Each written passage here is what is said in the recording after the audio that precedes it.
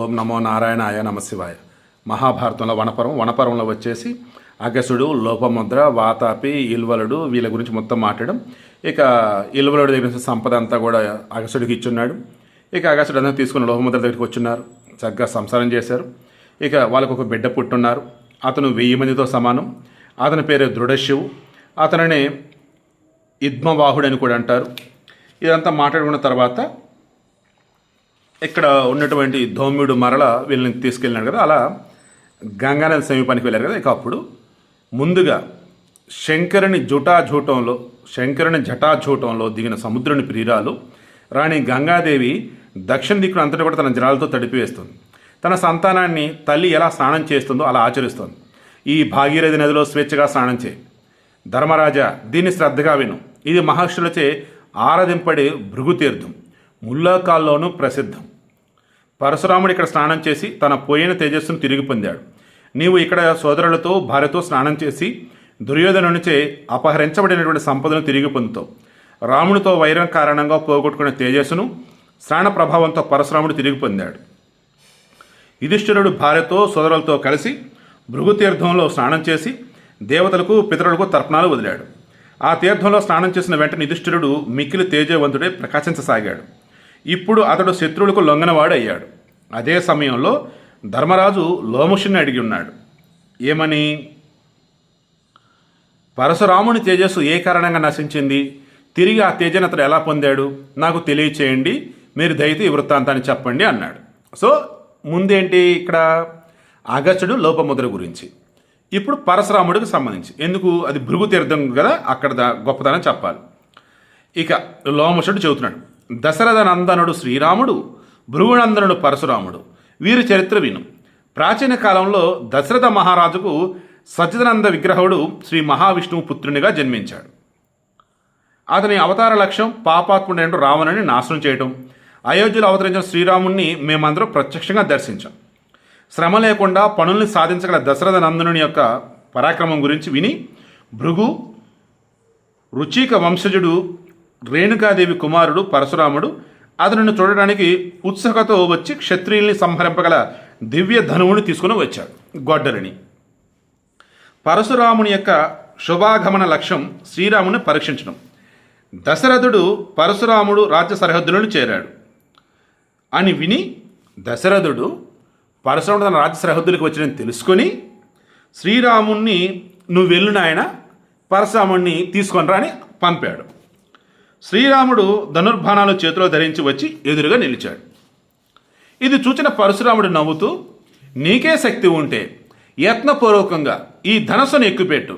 ఇది ఎందరో క్షత్రియుల్ని సంహరించిన విల్లు అన్నాడు. క్షమించాలి, ఇందాక నేను గొడ్డలన్నానా? దివ్య ధనువు, క్షమించాలండి. ధనువు అన్నప్పుడు ధనుస్సు, అది తీసుకుని వచ్చి ఉన్నాడు. అంకుశం అన్నప్పుడు ఇది మళ్ళీ గొడ్డలు అన్నమాట. సో ఇది ఎందరనో సంహరించినటువంటి విల్లు, దీనిని ఎక్కుపెట్టు అబ్బాయి అన్నాడు. ఇలా పలికిన పరశురామునితో రాముడు, మీరు నన్ను ఈ విధంగా అవమానించకండి అన్నాడు.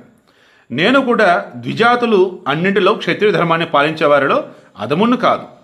ప్రత్యేకించి ఇక్ష్వాకు వంశజులు బాహుబలాన్ని ప్రశంసించుకోరు. మేము బడాయికి పోము కాబట్టి వద్దు అన్నాడు. శ్రీరాముడు పలికిన మాటలను విని పరశురాముడు బదులు చెప్పాడు. మాటలకు ఇక్కడ అవకాశం లేదు.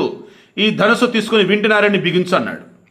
దశరథ కుమారుడు శ్రీరాముడు రోషంతో క్షత్రియుల్ని సంహరించిన పరశురాముణ్ణి వింటిని చేతితో గ్రహించాడు. అతడు విలాసంగా ఆ ధనుస్సుకు నారి బిగించి శబ్దం చేశాడు. శ్రీరాముడు నవ్వుతూ ఉండగానే ఆ ధనుష్ఠంకారం అన్ని దిశలా వ్యాపించింది. పిడుగుపాటులా ఉన్న ఆ ధ్వనికి ప్రాణులందరూ కూడా భయవిహ్వలులు అయ్యారు. శ్రీరాముడు పరశురామునితో అన్నాడు, మీరు చెప్పిన ధనుస్సును వశపరుచుకున్నాను, ఇప్పుడు ఏం చేయాలి? పరశురాముడు రామునికి బదులు ఇచ్చాడు. నేను ఇచ్చే ఈ బాణాన్ని తీసుకుని ఆ ధనుసులో ఉంచి చెవి వరకు లాగు, తీసుకో, దాగు, చెవి వరకు లాగు. సో తర్వాత ఏమైంది డిస్కస్ చేద్దాము? వద్దు, నాకు ఇంట్రెస్టింగ్ ఉంది, కంటిన్యూ చేద్దాం. ఈ మాట వింటూనే రామునికి చాలా కోపం వచ్చి పరశురామునితో అన్నాడు, నీవ గర్వపూర్ణుడివి, నీ పదునైన మాటలు విన్నా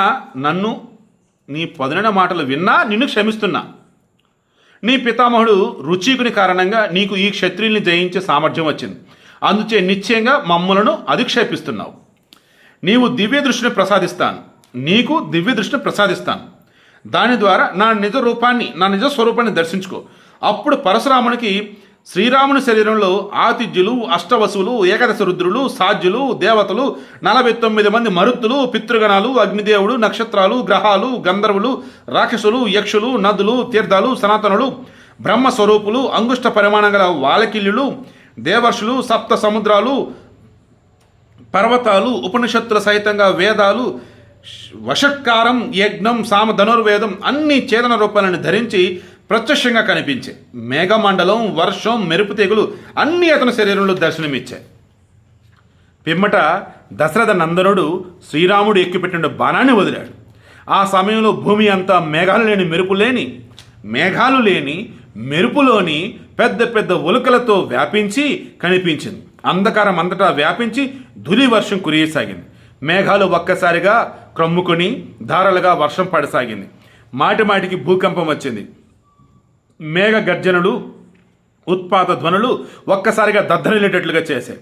శ్రీరాముని భుజాలతో విడివడిన ఆ బాణం ప్రకాశిస్తూ పరశురాముని వ్యాకులపరిచి అతని తేజస్సును మాత్రం గ్రహించి రాముణ్ణి వచ్చి చేరింది.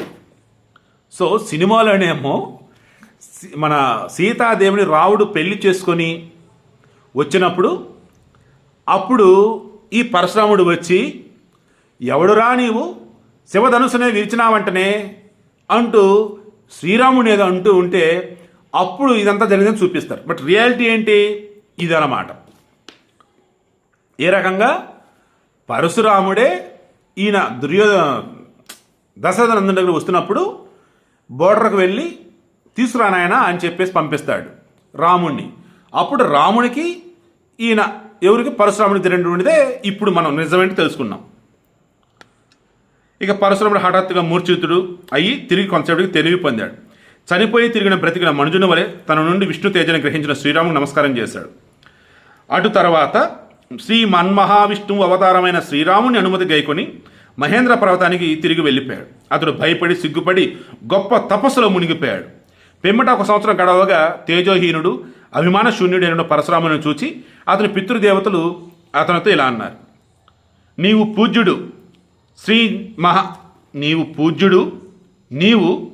పూజ్యుడు శ్రీమన్ మహావిష్ణువుతో చేసిన వైరం ఎంత మాత్రం ఉచితమైంది కాదు. అతడు ముల్లోకాల్లో ప్రసిద్ధుడు, పూజనీయుడు, గౌరవింపతగినవాడు. నీవు ఇక్కడి నుండి వధూసరం అనే పేరు గల పుణ్యనది తీరాన్ని చేరు.